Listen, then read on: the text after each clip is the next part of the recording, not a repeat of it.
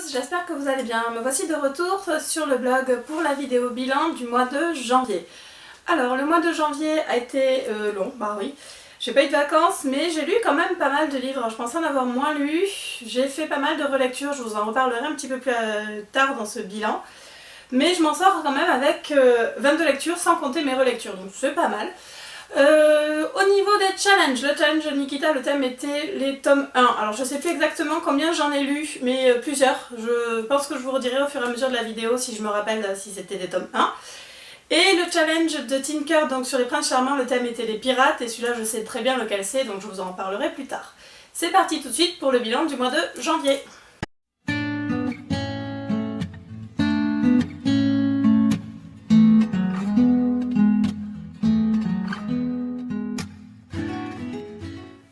Ma première lecture est un service presse que j'ai reçu par voie numérique de la part de Et moi. Il s'agit donc de Virgin de Radhika Sangani, désolée pour la prononciation du nom. Alors c'est un roman dont on avait entendu parler à la fin du dernier tome des Stage Dive, je crois, il y avait la couverture. Que vous dire, j'ai pas trop aimé, je suis pas vraiment, non j'ai pas aimé du tout même, je suis pas la cible type je pense pour ce roman. L'histoire donc de Ellie qui décide que c'est inadmissible d'être vierge à 21 ans et qui veut perdre sa virginité à tout prix. Voilà, ça m'a un peu gavé, carrément gavé même, je l'ai lu parce qu'il fallait le lire j'avoue. Alors je crois que les avis sur la blogo étaient assez mitigés, c'est soit on a adoré soit on a détesté, donc moi je fais partie de la catégorie qui a pas aimé. Donc voilà, mais je veux pas trop m'étendre dessus parce que je veux pas le descendre, ça m'a surpris des mois de proposer ce genre de livre. Mais bon voilà, donc Virgin pour moi c'est carrément loupé, c'est une étoile. J'ai ensuite lu Les Messagers des Vents de Clélia Witt chez MSK. Alors ce roman j'en avais entendu parler depuis un moment par Gwenlan qui l'avait eu en service presse. Et quand j'ai rencontré Clélie à Montreuil, bah, j'ai craqué forcément parce que Gwenlan nous en avait dit tellement de bien que j'ai forcément craqué sur le roman, donc il est dédicacé et il est vraiment très joli. C'est une très belle surprise, alors je m'attendais pas à aimer autant. C'est l'histoire donc de Eriana. Pardon, désolée, je l'ai lu en début de mois, du coup je ne me rappelle plus les prénoms. Eriana qui a une vingtaine d'années. Et d'ailleurs c'était sympa pour une fois d'avoir des personnages dans... C'est pas vraiment une dystopie, c'est plutôt du fantasy, bref. D'avoir un personnage qui n'a pas 16 ans, ça change un peu. Donc Eriana qui va se retrouver, qui va comprendre en fait qu'elle fait partie d'un peuple assez étrange, en fait spécial, qui a des pouvoirs et dont celui d'utiliser le vent, l'élément de l'air. Et elle va se retrouver dans une quête initiatique, donc... Enfin pas vraiment initiatique dans une quête, hein, parce que bien entendu il y a des méchants qui menacent sa communauté, et elle va devoir lutter contre ces méchants. Elle fait partie d'une prophétie, et avec donc les deux garçons qui s'appellent Cetrian et Jaedrin, voilà c'est ça. Donc voilà, c'est une très très belle histoire, j'ai vraiment beaucoup aimé. Si vous aimez les univers de quête, un peu à la Seigneur des Anneaux, ce genre de choses, voilà, l'univers est très très bien pensé. J'espère que je sais que la suite est en cours d'écriture et j'ai vraiment hâte qu'elle sorte parce que c'est très très bien. Voilà, si vous ne l'avez pas lu, lisez-le parce que je sais que il n'y a pas assez de pub sur ce bouquin, c'est vraiment dommage parce qu'il est vraiment très très très très bien. Je sais qu'MSK fait son maximum pour faire de la pub, mais faut y aller vraiment, lisez-le. Donc pour Les Messagers des Vents, pardon, ce sera 4 étoiles, et donc c'est un tome 1, donc celui-là il rentre dans le challenge de Nikita. J'ai vu la pub sur Facebook pour ce bouquin, Pour toujours, de Wesley Diggett, je sais pas trop, qui regroupe 3 nouvelles. Alors c'est du MM, et je m'étais dit bah tiens, forcément je vais le lire. C'est 3 nouvelles qui traitent de sujets... Je vais vous lire le résumé, comme ça vous parlera. Donc il s'appelle Charles et Lucas, Baptiste et Noah ou Julien et Thomas. Ils s'aiment au-delà de toute considération, à travers les obstacles et la mort. Rien ne peut séparer deux âmes sœurs, pas même le destin. Voilà, ça donnait vachement envie, et en fait j'ai pas aimé du tout. Alors, pas du tout, faut le dire vite. La première nouvelle, donc sur Charles et Lucas, je l'ai trouvée mignonne. Ouais, c'était mignon, j'ai bien aimé, mais sans plus quoi. La deuxième par contre sur Baptiste et Noah, j'ai vraiment aimé, il y avait un aspect un peu fantastique, fantaisique, j'ai vraiment beaucoup plus aimé, l'histoire était toute mignonne. Par contre la dernière sur Julien et Thomas, j'ai pas du tout aimé. Je n'ai pas aimé l'épilogue, je n'ai pas aimé le message que transmet Wesley Diggett à travers ces nouvelles. Je l'ai trouvé très pessimiste. pour moi c'est pas très beau, enfin voilà, j'ai pas aimé du tout, donc ça peut être alors c'est transcendant, c'est sûr, l'amour transcende tout. J'aime pas trop cette façon de voir les choses, donc bon, ça peut aimer. La première m'a fait pleurer, la deuxième m'a vraiment plu, la troisième, je vous dis, j'ai pas du tout aimé la fin. Donc je vous laisse vous faire votre avis, c'est pas le style de l'auteur se laisse lire, hein. De toute façon il est tout petit, ça se lit très très vite. C'est juste la morale qui m'a pas plus que ça, pardon, malgré le MM, hein, comme quoi j'aime pas tout ce qui est MM. Et donc pour ce roman, donc c'était pardon chez... je sais même pas chez qui, je crois que c'est de l'auto-édition. Donc pour ces 3 petites nouvelles, ce sera 2 étoiles. J'ai ensuite lu mon roman Pirate, donc pour le challenge de Tinker. Donc le challenge de Tinker qui parle des princes charmants, je vous en avais parlé, j'ai décidé de le faire en version MM.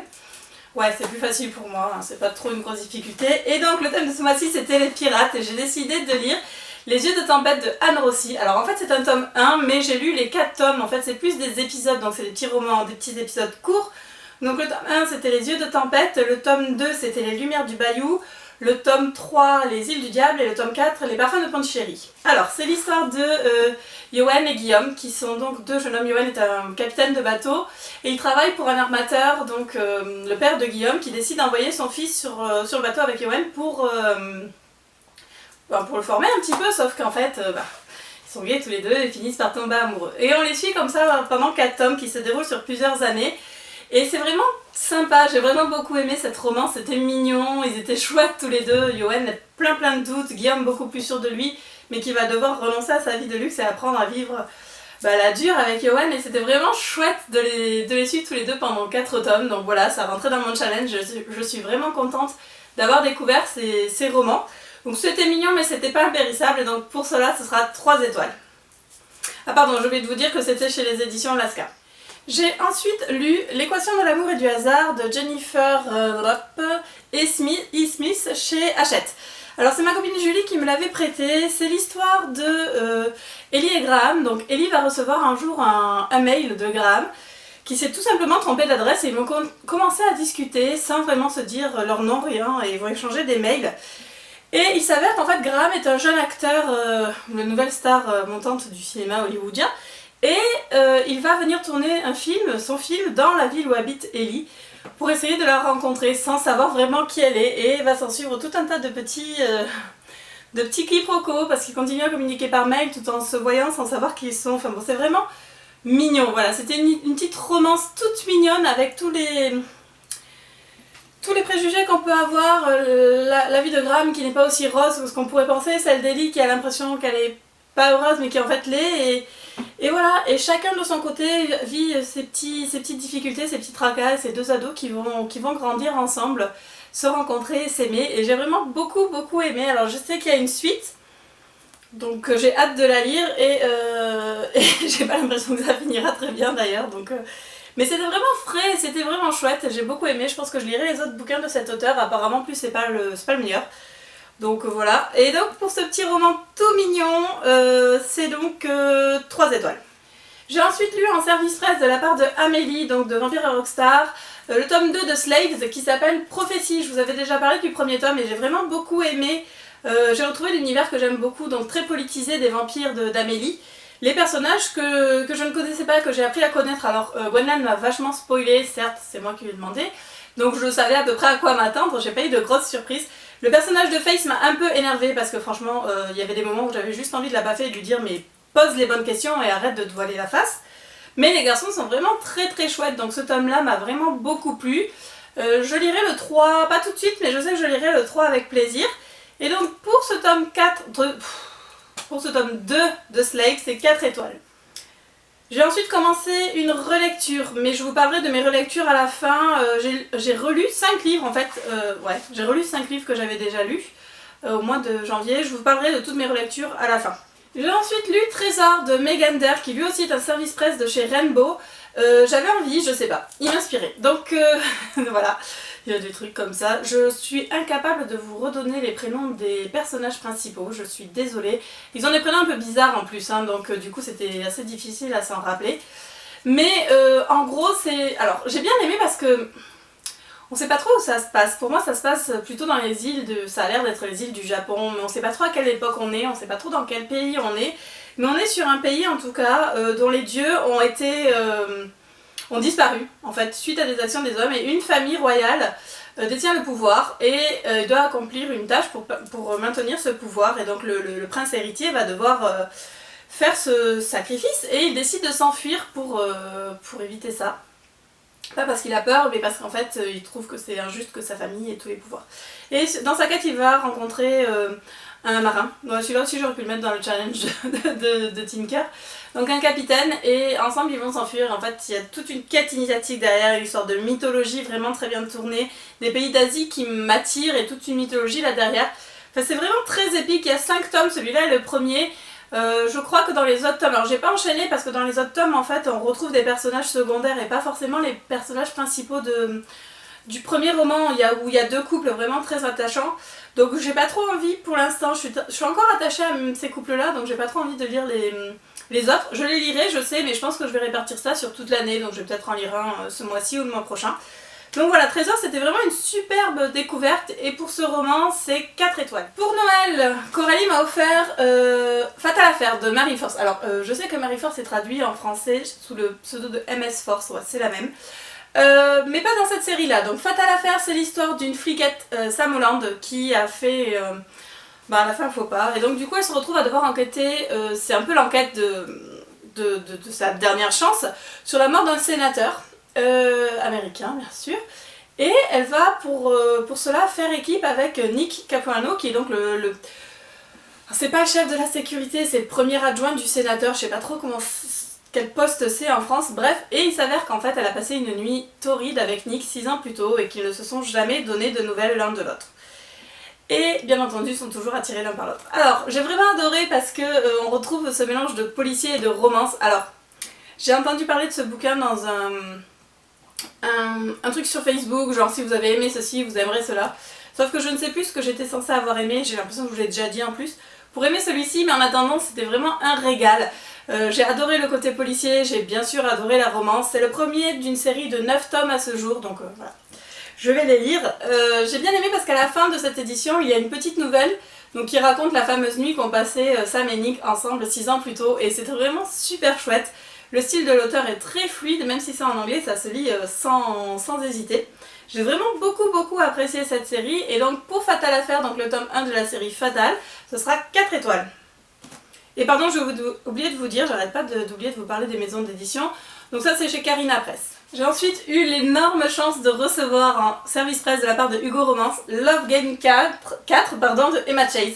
J'ai enfin retrouvé mon Drew. Alors Drew, je vous en avais déjà parlé dans le premier tome de Love Game, pardon. Le tome 2 était un petit peu moins bien parce que c'était surtout du point de vue de Kate, et on retrouvait Drew qu'à la fin, donc j'avais un petit peu moins bien aimé. J'ai pas lu le tome 3 parce que c'est pas sur Drew et Kate mais sur des personnages secondaires, et là j'étais vraiment contente de retrouver Drew pour ce 4e et dernier tome. Alors on sent que c'est le dernier tome parce que c'est vraiment... Oh voilà, j'avais les larmes aux yeux de tourner la page sur cette série, et j'ai adoré, j'étais morte de rire du début à la fin. Si vous ne connaissez pas encore Drew, mais faites connaissance avec ce personnage. C'était un des premiers romans que je lisais du point de vue du garçon, et j'avais peur justement de moins aimer celui-ci parce que depuis j'en ai lu plusieurs. Mais non, Drew est unique. C'est juste un personnage complètement délirant qui vous fera rire du début à la fin de l'histoire parce qu'il lui arrive plein de merde, et puis c'est Drew avec son franc-parler, et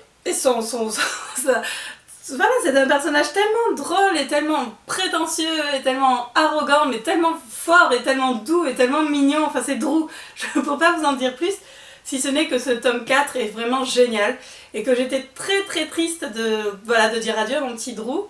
Et donc pour Love Game, donc chez Hugo Romance, et j'arrête pas de dire donc, pour Love Game 4, c'est mon premier coup de cœur de l'année, ce sera 5 étoiles. J'ai craqué pour le MM de novembre de chez Slash, donc c'est Mission Séduction de Evangeline Anderson.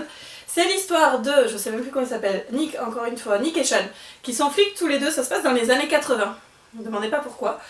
Alors, ils sont flics tous les deux, ils sont gays tous les deux, bien sûr, personne ne le sait, et ils vont se retrouver à devoir infiltrer un espèce d'hôtel SM, où se réunit la communauté gay, pour faire tomber un réseau de trafiquants de drogue, et voilà.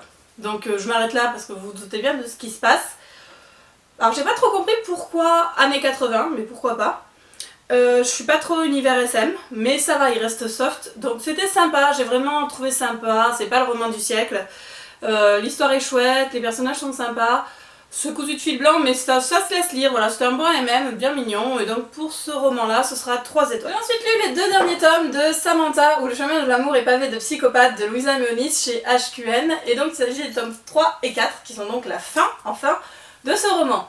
Je vous avais déjà parlé des tomes 1 et 2 que j'ai lus en décembre. Que vous dire de plus si ce n'est que Samantha et Thomas. Alors Louisa nous avait promis une fin qui allait nous faire crier. Elle m'a fait franchement rigoler, vraiment. Je ne veux pas vous spoiler parce qu'il y a trop de trucs à lire dans ce roman. Si vous ne les avez pas lus, bah lisez-le. D'ailleurs, tiens, le concours s'est terminé, le concours que j'avais organisé s'est terminé hier, donc je vais procéder au tirage au sort aujourd'hui. Je pense que vous aurez déjà les résultats au moment où vous verrez cette vidéo, même si moi, au moment où je la tourne, je ne les ai pas encore tirés au sort. Bref, si vous n'avez pas lu Samantha, faites-le. C'est différent de Lola dans le sens où c'est un petit peu moins drôle, mais c'est vraiment plaisant et j'ai passé un très très bon moment avec des personnages, dont le personnage de Thomas que j'ai adoré, qui m'a vraiment fait... il est génial ce perso, j'étais super contente de trouver les éléments que j'ai trouvés dans ce roman. Je peux pas trop vous en dire pour pas vous spoiler, mais c'est différent de Lola, mais c'est quand même vraiment très très drôle et j'ai hâte d'avoir la suite parce que je suppose qu'il y aura une suite, on peut pas finir comme ça. C'est impossible. Et donc du coup pour les volumes 3 et 4 de Samantha, ce sera 4 étoiles. J'avais demandé en service, en masse critique chez Babelio, ce roman, donc du coup Shamrock, qui est le tome 1 de l'anneau de Cladak de Béatrice Nicodème chez Gulfstream. Je l'avais pas reçu, j'avais pas été prise, mais je l'ai reçu dans ma boîte aux lettres directement par Gulfstream au mois de décembre, donc du coup j'étais vraiment super contente. Je l'ai lu ce mois-ci. C'est l'histoire de Keira, donc ça se passe en 1846 en Irlande et c'est un peu la famine. Alors j'avais l'impression d'être dans un mélange entre Horizon Lointain et Downton Abbey. Ouais. Pourquoi Downton Abbey? Parce que Keira est une domestique. Donc on a tout le côté domestique dans les grandes familles, donc ça me faisait vachement penser à Downton Abbey, pardon. Et Horizon Lointain parce qu'on est en Irlande avec la crise des patates et les gens qui veulent fuir aux États-Unis. C'est l'histoire donc de Keira qui a 16 ans je crois, ou 17 ans, ou 18, je sais plus trop quel âge là, enfin bon bref on s'en fiche un peu. Et qui va faire la connaissance de Arthur qui est le fils d'une famille riche voisine de la famille où Keira travaille. Ils vont tomber amoureux et décider de s'enfuir pour les États-Unis, mais Arthur va partir sans Keira, et on sait pas trop pourquoi d'ailleurs. J'aimerais bien savoir. Et donc on va suivre Keira qui va s'ouvrir, en fait s'épanouir, qui va se rendre compte que sa vie ne lui plaît pas et qu'elle peut avoir droit à autre chose et partir pour les États-Unis, même si Arthur est parti sans elle. Il y a un petit côté mystique avec l'anneau de Cladak, donc c'est ça. Je sais pas si vous voyez bien, bref, vous savez, c'est la fameuse bague avec les mains, le cœur et la couronne. Bref, le symbole irlandais par excellence. Et cet anneau que lui a donné sa grand-mère et qui semble détenir une espèce de pouvoir, même si on n'en sait pas trop, c'est un petit peu particulier, mais on sait pas trop ce qui se cache derrière. J'ai vraiment hâte de lire la suite, j'ai beaucoup aimé, c'était un peu comme les romans de Cindy, c'est vraiment cette manière d'écrire qui est très... Alors recherchée mais pas trop, que j'ai vraiment beaucoup apprécié. On est sur un style assez... on n'est pas sur un style simple comme on peut avoir dans les romans, c'était vraiment agréable. Donc vivement la suite qui sort je crois au mois de mars. Et donc pour l'anneau de Cladak, c'est 4 étoiles. Et ensuite sorti sur Amazon le tome 7 de Juxtapoz City, Shattered Alliance, donc de Tricia Wentz. Voilà, je l'attendais avec impatience. Vous vous rappelez que j'avais lu les 6 premiers tomes en les dévorant, donc je suis abonnée à la newsletter de Tricia Wentz et j'attendais le tome 7 avec impatience. J'ai adoré. J'ai adoré retrouver Calix et Black, surtout que maintenant que Black est vraiment sorti de ses inhibitions, il est à fond et c'est vraiment très bien. On est encore plus dans l'intrigue psychologique avec les méchants qui leur courent après. La romance entre les deux est super belle. Ils sont top, je peux pas vous en dire plus parce que c'est le 7ème tome d'une série et je peux pas vous spoiler, mais j'ai adoré retrouver ces personnages et j'ai vraiment hâte que la suite sorte parce que c'est une série que j'aime beaucoup. Donc, sans surprise pour ce 7ème tome des Juxtapoz City, c'est 4 étoiles. J'ai ensuite lu Taboo for You de Anita Sunday, donc chez Amazon.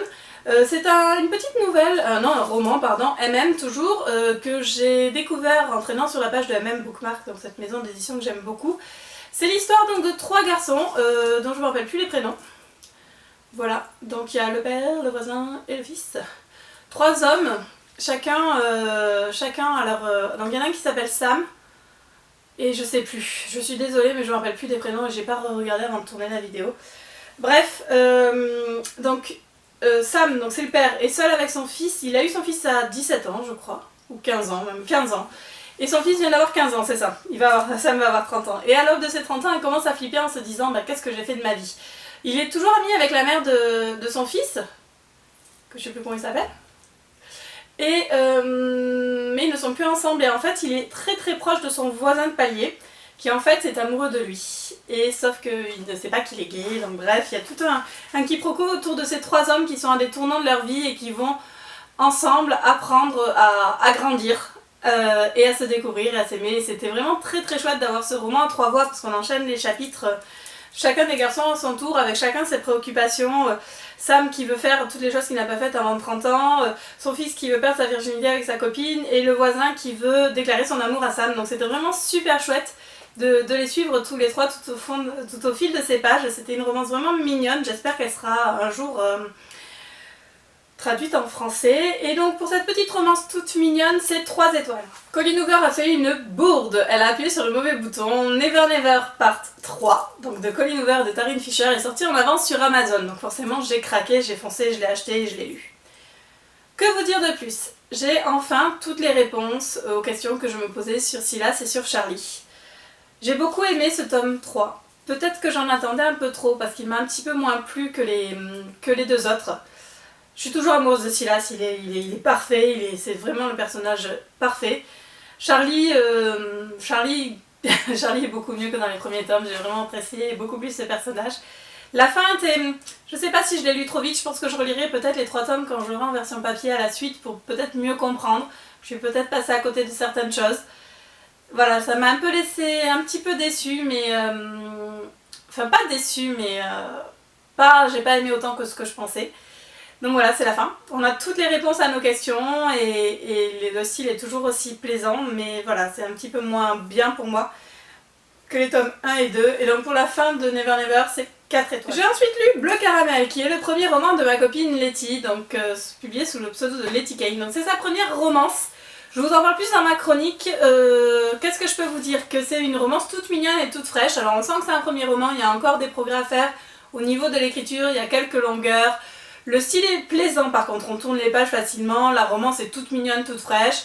Donc voilà, c'était vraiment sympathique à lire. Si vous ne l'avez pas lu, lisez-le. Avec toute l'indulgence qu'on peut avoir pour un premier roman, c'est de l'auto-édition, donc voilà, n'hésitez pas à le lire. J'étais vraiment contente qu'elle me fasse confiance et qu'elle me donne la chance de pouvoir le lire. Et donc pour Cœur Caramel, c'est 3 étoiles. J'ai ensuite commencé Clair Obscur de Lily Haim chez MM Bookmark.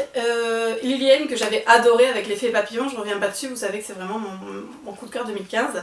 C'est l'histoire de Gwen qui a 17 ans et qui vient d'être acceptée à la Juilliard School. Juste avant de partir, il est amoureux en fait de Sevan qui est le meilleur ami de son frère, donc qui a 7 ans de plus que lui et qui est militaire.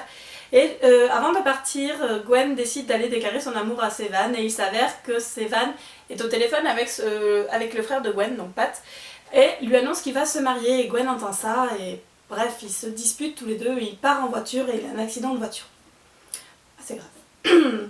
On retrouve les garçons 7 ans plus tard. Gwen est devenue prof de danse, il a dû renoncer à la Juilliard des profs de danse, mais dans une petite école et il vient d'ouvrir un bar, enfin de racheter un bar avec son meilleur ami. Et Sevan revient dans sa vie, revient à Portland et revient dans sa vie. Et malgré tout ce qu'il peut dire, Gwen est toujours amoureux de Sevan. Sevan qui a divorcé et qui en fait est amoureux de Gwen aussi, mais qui ne sait pas comment lui dire. Et tout autour de ces 2 bonhommes, il y a tout un tas de personnes. Donc il y a le père de Gwen, il y a Pat, son frère, sa femme, sa fille. Il y a donc le meilleur ami de Gwen, il y a je sais plus comment elle s'appelle, une nana qui est prof de danse avec lui, il y a un ambulancier qui l'a sauvé quand il était gamin et avec qui il est proche, enfin bon, bref, il y a tout un petit monde, tout un petit réseau qui gravite autour d'eux, chacun avec ses joies, ses peines et son histoire. Et Gwen et Sevan vont devoir cohabiter et petit à petit s'ouvrir l'un à l'autre, même si ça reste secret et qu'il faudra beaucoup de temps à Sevan pour accepter sa relation avec Gwen. J'ai retrouvé tout ce que j'aime chez Lily Haim, c'est-à-dire un style super poétique qui m'a fait m'enflammer, m'élever, enfin bref, j'ai adoré bien sûr. Sauf que, au milieu de ma lecture, j'ai eu la trouille de ma vie parce que je passe de la page 184 à la page 193. Et là, c'est le drame. Alors ça m'était déjà arrivé avec The Book of Ivy. J'ai tout de suite contacté la maison d'édition qui m'a dit de regarder un petit peu plus loin, que toutes les pages devaient y être, mais pas dans l'ordre. Et c'est le cas. Donc j'ai pu finir le roman. Toutes les pages sont, mais j'ai 2 feuillets en fait qui sont mal intercalés, donc c'était super désagréable. Et ça m'a un peu cassé dans ma lecture, donc je pense que c'est pour ça que j'ai pas eu un coup de cœur pour ce roman. Parce que voilà, ça m'a cassé dans ma lecture. La maison d'édition est super cool, je vais recevoir un nouvel exemplaire dans l'ordre sous peu, donc je suis vraiment contente parce que c'est dommage et que je voulais pas, voilà, enfin un livre, bien entendu ça a coupé, je sais plus exactement ce que je vous disais sur Clair Obscur, mais enfin en attendant la maison d'édition va m'envoyer un nouveau bouquin et heureusement. Et donc pour ce roman c'est 4 étoiles. Au mois de décembre, j'avais lu Nouveau départ donc, de Terry Michaels chez Milady et j'ai lu les tomes 3, 4, 5 et 6. Donc je vous avais dit que c'était une série que j'ai enfin trouvée en anglais. Donc le tome 3 c'est Duty and Devotion, le tome 4 et 5, parce que 4 et 5 c'est un seul, c'est Cherish and Bless. Et le tome 6 c'est Truth and Tenderness. Donc pourquoi je n'ai pas lu le tome 2? Parce que le tome 2 c'est des personnages secondaires que j'aime moins, donc j'avais pas forcément envie de le lire. J'ai retrouvé avec grand plaisir Evan et Matt. Je vous avais dit que je n'avais pas trop aimé, ce que j'avais pas trop aimé dans le tome 1 c'est qu'il n'y avait pas assez de scènes de sexe. Mais c'est assez logique après tout parce que ce sont 2 persos qui sont hétéros et c'est assez rare en fait dans les bouquins même d'avoir 2 hétéros. En général il y en a un et un qui est bi ou enfin bref. Là on est sur 2 hétéros pur jus et puis bah, après tout c'est normal qu'ils sachent pas trop comment ça se passe au niveau de la logistique. Donc dans cet tome là ils vont apprendre forcément. Et j'ai beaucoup aimé l'évolution surtout de Evan, qui était un personnage dans le premier tome qui avait très peur du regard des autres, de ce que les autres pouvaient penser, et qui va petit à petit s'affranchir de toutes les barrières par amour pour Matt, et qui va devenir un personnage qui a pris beaucoup d'ampleur. Je préférais Matt dans les premiers romans, mais dans le dernier tome, Evan m'a fait vraiment... m'a émue. Voilà, j'ai pleuré pour Evan, pardon. C'était vraiment très fort et j'aime beaucoup l'évolution de sa relation. Matt est vraiment un personnage génial, les enfants, tout l'univers qui gravite autour d'eux. J'étais vraiment triste de dire au revoir à cette série parce que c'était vraiment très bien. Et combien de fois j'ai dit vraiment? Alors c'est vraiment ou carrément, c'est vraiment mes mots. J'ai un tic de langage, vous avez remarqué? Allez, on continue. Donc pour cette série-là, ce sera 4 étoiles. Et donc j'ai oublié de dire que c'était chez Dream Spinner Press. Au mois de novembre, j'ai acheté Les Vampires de Chicago, le tome 11. Donc La morsure n'est pas une femme de Chloé Neal chez Milady. Et j'ai mis 2 mois et demi pour le lire. Alors pourquoi? Je n'en sais strictement rien parce que normalement je les dévore, Les Vampires de Chicago, c'est Ethan. Voilà, il est bien, il est vraiment bien. En plus c'est dommage parce que l'intrigue de ce tome-là est très intéressante. Alors quand on arrive au 11e tome, ça commence un peu à faire. Alors c'est l'avant-avant-dernier, hein. Il y en a 13 et le tome 12 sort au mois de juin de cette année. Je sais pas pourquoi, peut-être parce que ce que j'attends n'arrive pas encore, peut-être parce que j'étais pas dans la bonne ambiance pour le lire et pourtant c'est du Ethan et il est vraiment top dans ce tome-là et l'intrigue est chouette. Mais c'était voilà 2 mois et demi pour lire un Ethan, c'est pas normal. Du coup, ce sera juste 3 étoiles pour ce tome-là. Je vous avais dit en début de vidéo que je vous reparlerai de mes relectures, Il s'agit bien sûr de romans MM. J'ai commencé avec Hors-jeu de Amélie et Marie Rage, donc Amélie Séastier et Marie Matthews chez Milady. Alors il est super gros. Il est en publication à la demande, donc il est un petit peu cher, mais franchement ça vaut le coup. J'avais lu la première version en fait en e-book quand c'est un des premiers même que j'ai lu. Et donc j'étais vraiment contente de retrouver Nikki et Wade, parce que ce sont, voilà, c'est eux qui m'ont initiée au MM. Ce sont des personnages que j'ai beaucoup aimés. Alors j'avais beau l'avoir lu en août, c'était un plaisir de relire ce roman, je l'ai dévoré. Enfin voilà, j'ai pas sauté un seul passage, c'était vraiment super de les retrouver. Et je suis contente de l'avoir enfin dans ma bibliothèque parce qu'il est juste super beau, je m'attendais pas à ce qu'il soit aussi gros. Mais voilà, c'était un régal de le retrouver. J'ai ensuite acheté et relu Tu assumeras tes désirs, donc qui est le tome 3 ou 4, je sais plus, de Red Room, de Linda Escher, chez Harlequin. Je vous en avais parlé, donc c'était l'histoire de... Alors c'est Rock et Carter qui travaillent dans cette boîte de nuit SM. Donc les autres tomes sont sur des autres personnages et c'est sur du SM et c'est du MF, donc c'est pour ça que je les ai pas lus et que je lirai que celui-ci. C'était chouette, c'était vraiment une lecture agréable. Là aussi j'ai lu toutes les pages, j'ai rien sauté et j'ai beaucoup aimé retrouver ces personnages et je pense que je le relirai une autre fois parce qu'il est chouette, vraiment il est sympa. Dans ma collection des Taille Zane, j'ai reçu le tome 3 Fish and Chips, donc, et que j'ai dévoré, voilà, un soir où j'avais envie de retrouver mes chouchous. Et bien entendu, quand j'ai fini celui-là, j'ai enchaîné sur le 4 que j'ai toujours en français, en e-book. Et quand j'ai fini le 4, je me suis dit, oh bah tiens, je peux pas m'arrêter là. Mais j'ai relu le tome 5, que je n'avais... n'importe quoi, le tome 9, donc c'est le dernier, que je n'avais jamais relu en fait. Et j'ai autant adoré, et j'ai autant pleuré, et voilà. C'est Taille Zane. Qu'est-ce que vous voulez que je vous dise? Taille Zane, si vous les avez pas lus, allez-y. Voilà pour mes relectures. Alors je sais pas à combien j'en suis, mais je suis au moins une demi-heure, donc je vais essayer d'abréger. Je suis désolée, je lis beaucoup, du coup c'est très long mes bilans, même si j'essaye de raccourcir ce que j'ai à dire sur les bouquins. Les challenges à venir. Nikita, c'est la romance MM. Ou du olé olé. Alors comment dire de la romance MM? Je crois que je vais faire péter tous les compteurs là. Je pense que je prends des points d'avance pour les thèmes à venir. Sur le challenge Tinker, Les Princes Charmants, c'est des cow-boys, donc j'ai un roman, un SP de chez Rainbow qui m'attend, donc je vais commencer sous peu. Je suis en train de lire un roman jeunesse que j'ai découvert par hasard et que la couverture m'a attiré beaucoup. Je vous en reparlerai dans mon prochain bilan. Je vais m'arrêter là parce que ça fait déjà longtemps que cette vidéo tourne. Merci beaucoup de m'avoir suivi. Je vous souhaite à tous et à toutes une très très bonne journée et je vous dis à bientôt. Salut!